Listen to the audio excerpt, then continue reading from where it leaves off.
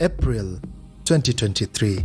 It is minutes to noon East African time, and the usually buzzing Horn of Africa is calm after a series of regime change in two significant countries in the region, Kenya and Somalia. However, activities are looming in the exile home of a merchant who turned into America's #1 enemy of all times, Osama bin Laden. It is not any other normal day in the oil-rich country of Sudan. A range of stereotypes are triggered whenever trouble is rumored in any Arabic country, but this time, it is not a religious war or a revolt against American, but a civil showdown between a bitter society that has never known peace since independence. Ladies and gentlemen, welcome to the first episode of Africa's 54. On this day, 20th April 2023, a cloud of smoke is seen gathering in the Al Taif neighborhood, the home to the Sudanese Armed Forces military and Khartoum's airport. This to many locals is not just any other fire, but a sign of war and traumatic days ahead. Let me take you back to where the story begins.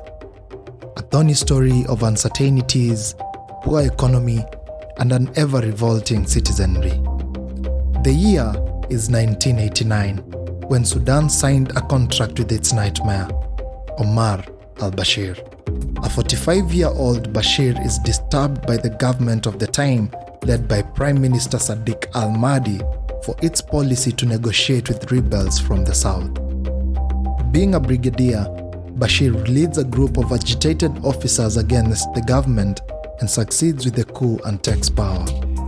Taking up power to run the parliament as speaker, Bashir would later announce himself the president a few years later. Bashir's ascension to power would mark the fourth successful coup in Sudan out of the 35 coup trials that the country has seen this far.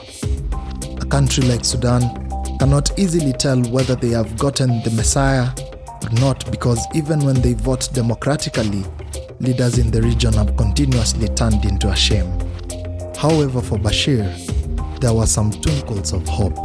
This army general had managed to silence the noises of rebels and some way pocketed the most radical figures in the country at the time. But just like every tyrant, it does not take long before your face starts showing. It does not take long before one starts jittering about the possibility of your allies plotting something against you. Too bad for Bashir. 10 years in power and he had already lost trust in his closest friend Turabi, whom together they had planned the 1989 coup. It was not long before Bashir ditched Turabi, and that would mark the beginning of his endless troubles. Since 1999, Turabi became Bashir's #1 foe. A tyrant was at the helm. Power had corrupted the former military visionary. It was now a do or die. At this time, favor has yet again turned against the people of Sudan. To understand the woes of the people of this country, Bashir had taken up the nation when the conversation and oil drilling was just taking shape. It was also during the same time that Osama bin Laden was causing havoc across the globe. Actually, for many years, the US had sanctioned and blacklisted Sudan over allegations of sponsoring terrorism. So at the time, this was a country dying for a sober, sincere president whose interest was not in the riches and regional influence, but shaping the economy and improving infrastructure.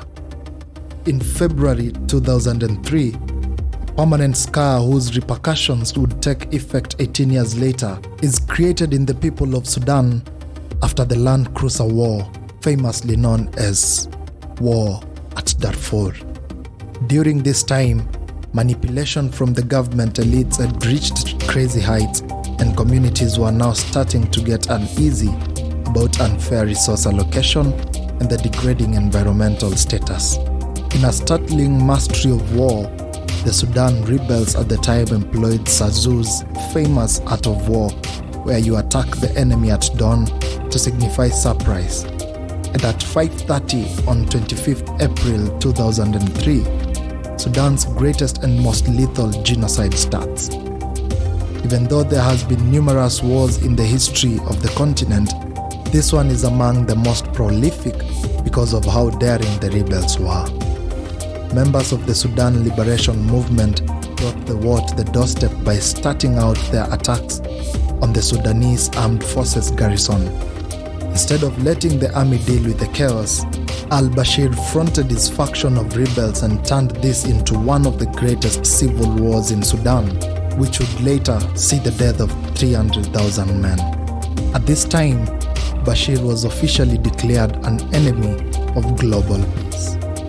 Having numerous sanctions against his government and an arrest warrant on his head from the ICC, al-Bashir turned into a tyrant who no longer cared about his citizens and the cost of living. In this way, Sudan has never known peace.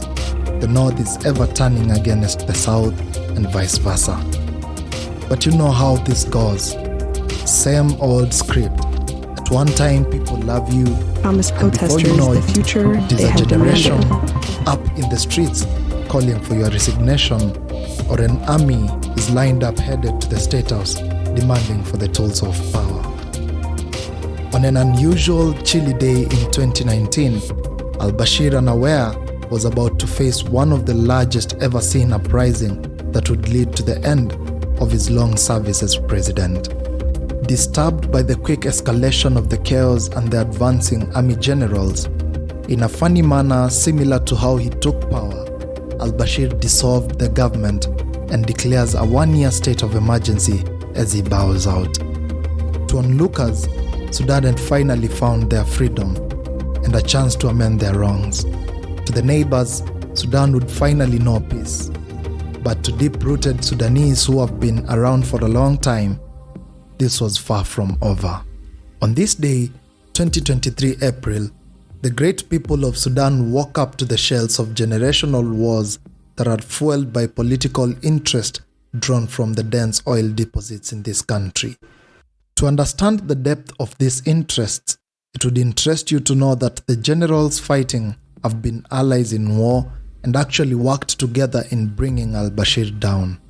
Regional blocs led by IGAD, the Intergovernmental Authority on Development, were swift to contain the situation in Sudan, but it is always at the will of brothers to stop a war they both started because neither of them takes responsibility. Today, even though the smoke in Khartoum downsized, drums of war continue to sound from a distance, and a little provocation would turn Sudan into a civil war zone. Even though peace has not been found yet, there is hope that soon things will settle down and the once brave nation will step up its oily wheels to tell a story of victory against atrocities of mean and selfish men who wanted to rob them their dignity.